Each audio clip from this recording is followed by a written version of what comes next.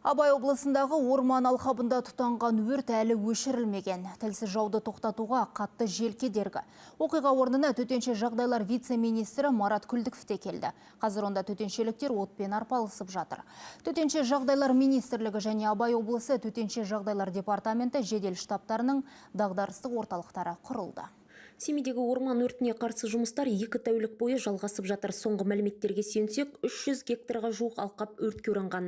Тілсіз жаумен күресуге Астана, Павлодар, Қарағанды облыстарынан қосымша күштер келіп жатыр. Сейчас в основном низовой пожар. Қазір көбінесе жер өрті. Орман ағаштарының жоғарғы бөлігінде қызыл жалын көрінбейді. Атап өткенімдей, қазір бізде 2 өрт ошағы бар. Ондағы жағдай құбылмалы, себебі қатты жел тұрып бізге кедергі келтіруде. Алайда кешке таман жағдай оңалады деп ойлаймын. Өрт аймақтарына жақын орналасқан 3 елді мекеннен 300-ге жуық адам туыстарының үйіне өз бетінше эвакуацияланды. Олардың мүліктерінің тоналмауын қамтамасыз ету мақсатында Бородулиха ауданының полиция бөлімінің жеке құрамы кезекшілік етуде. Дегенмен жақын ауылдарға өрттен қауіп төніп тұрған жоқ дейді Абай облысының әкімі. Оқиға орнында жедел штаб құрылды.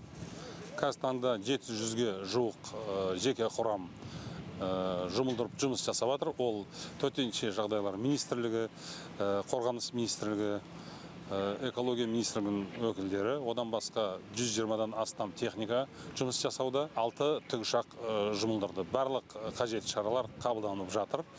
Тұрғындар мен елді мекендерге ешқандай қауіп жоқ. Айта кетейік, Қазгидрометтің хабарлауынша 24 мен 26 мамыр аралығында Абай облысының Бородулиха ауданында солтүстік шығыстан соғатын желдің екпіні секундына 15-20 метрге жетеді деген болжам бар.